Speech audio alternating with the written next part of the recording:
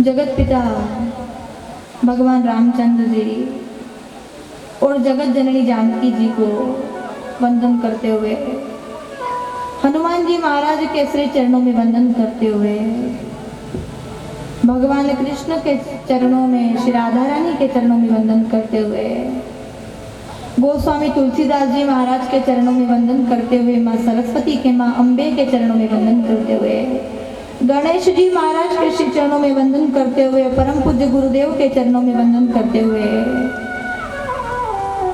आप सभी भक्तजन यहाँ विराजमान सभी के श्री चरणों में वंदन करते हुए परम पवित्र कथा श्री रामचरितमानस में प्रवेश करें। कल हमने कथा श्रवण करी थी कि भगवान शंकर और माँ पार्वती का विवाह हुआ।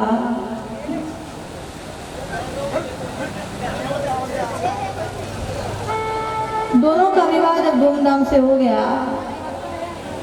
तो फिर अब बेटी की शादी होती है तो दहेज भी देना पड़ता है।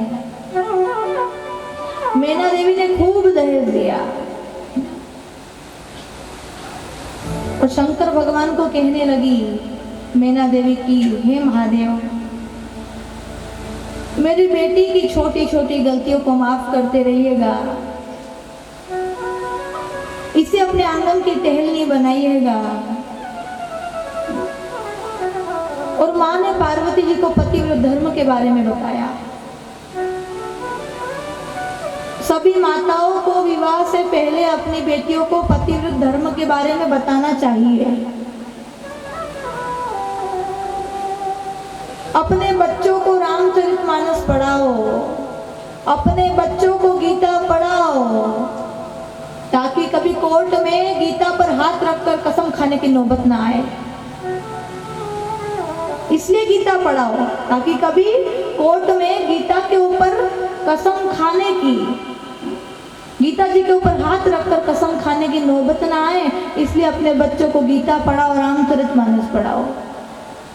तुम भागवत नहीं पढ़ सकते, कोई बात नहीं, गीता नहीं पढ़ पा रहे, कोई बात नहीं, लेकिन कम से कम रामचरितमानस अवश्य पढ़ो। आजकल रिश्ते टूटते हैं ना, आजकल रिश्ते टूट रहे हैं, शादी हो जाती है और कुछ ही समय पश्चात डिवोर्स हो जाता है। क्यों? क्योंकि हमने हमारी बच्चियों को रामचरितमानस, राम के बारे में बताया ही नहीं, सीता के बारे में बताया ही नहीं। देखो हमारे शास्त्र जो है ना, वो हमें मर्यादा में रहना सिखाते हैं। ये हमारी रामचरितमानस हमें चरित्रवान बनाती है। रामचरितमानस पढ़ोगे तो पता चलेगा कि भाई भाई का प्रेम क्या होता है। भरत जी को राज्य पर बिठाने की बात आई थी तो भरत जी नहीं बैठे कि मेरा भाई राम वन वन भटक रहा है तो मैं क्यों बैठ जाऊं। अगर हम जैसा होता तो वाह भाई ये गया, हम तो तैयार हैं, हम सब ले लेंगे, हम सब हड़प लेंगे। ऐसा नहीं होना चाहिए। भाई भाई संपत्ति का बंटवारा करो या मत करो, लेकिन भाई भाई विपत्ति का बंटवारा जरूर करना। भाई भाई में विपत्ति का बंटवारा होना चाहिए। संपत्ति का बंटवारा करो या मत करो, लेकिन विपत्ति का बंटवारा करो। अपनी बहन बेटियों को रामचरितमानस जैसा ग्रंथ पढ़ाओ तो पता चलेगा सीता राम जी का प्रेम क्या था। सीता राम जी ने एक दूसरे से प्रेम किया था। रामचरितमानस पढ़ोगे ना तो ये रिश्ते टूटने की नौबत नहीं आएगी। सीता मैया के चरित्र को देखो, राम जी के चरित्र को देखो। रामचरितमानस पढ़ोगे तो भाई भाई के रिश्ते टूटने की नौबत नहीं आएगी। पर हमारे बच्चियां फिल्में देखती हैं, बुरा मत मानना, हमारी बच्चियां फिल्में देखती हैं और उसमें ऐसे ऐसे चरित्र आते हैं, ऐसे ऐसे चित्र आते हैं। सोचो हमारी बहन बेटियां फिल्मों को देख करके क्या सीखेगी।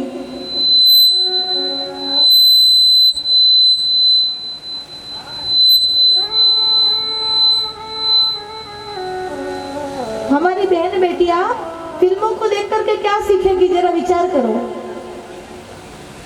अपनी बहन बेटियों को रानी लक्ष्मीबाई जैसा बनाओ, अपनी बहन बेटियों को रानी लक्ष्मीबाई जैसा बनाओ कि सामने अगर 4 लड़के भी खड़े हैं और आप अकेली हैं तो डट कर अपने आप को बचा तो सकती हैं। हाथ में तलवार ले लो।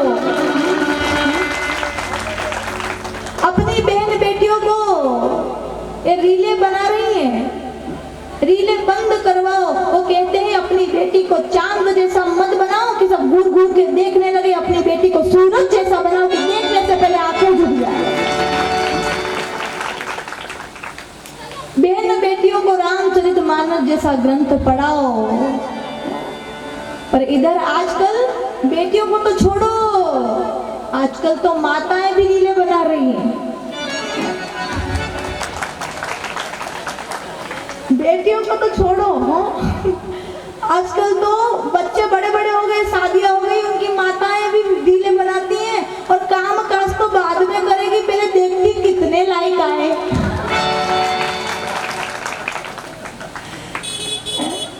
कितने फॉलोअर बढ़ गए, ये क्या है? पिता के कपड़े फट गए, पिता के कपड़े फट गए अपनी बेटी को नए कपड़े पहनाने में, और बेटी के कपड़े उतर गए इंस्टाग्राम पे फॉलोअर बढ़ाने में। ये कहां की, ये क्या कर रहे हो?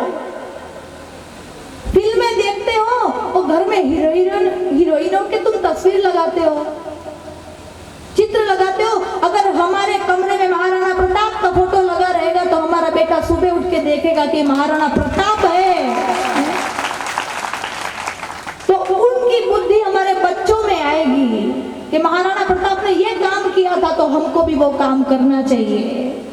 घर के अंदर जिस कमरे में सोते हो वहां रानी लक्ष्मीबाई की तस्वीर लगेगी तो हमारी बहन बेटियां देखेगी कि रानी लक्ष्मीबाई ऐसी वीरांगना थी जिन्होंने अकेले मुकाबला किया, हाथ में तलवार रखती थी। बहन बेटियों, हाथ में मोबाइल रखने से अच्छा है, लिपस्टिक लगाने से अच्छा है कि तुम तिलक लगाओ, हाथ में लच्छा बांधो, हाथ में तलवार रखो। इसलिए कहते हैं हमारे बच्चों को शास्त्रों से जोड़ो, हमारे बच्चों को रामचरितमानस जैसे ग्रंथ से जोड़ो। पतिव्रत स्त्रियों के बारे में बताओ कि रानी अनुसुईया मैया क्या थी, सीता मैया क्या थी? अनुसुईया जी पतिव्रता थी, उनके बारे में कभी बताया? नहीं बताया। अब पूरा मत मानिएगा, हर जगह हाथ और उंगली चल ही रहे हैं। कभी देखो तो ऐसे उंगली चल रही है तो कभी इधर ऐसे उंगली चल रही है, पर उंगली तो चल ही रही है।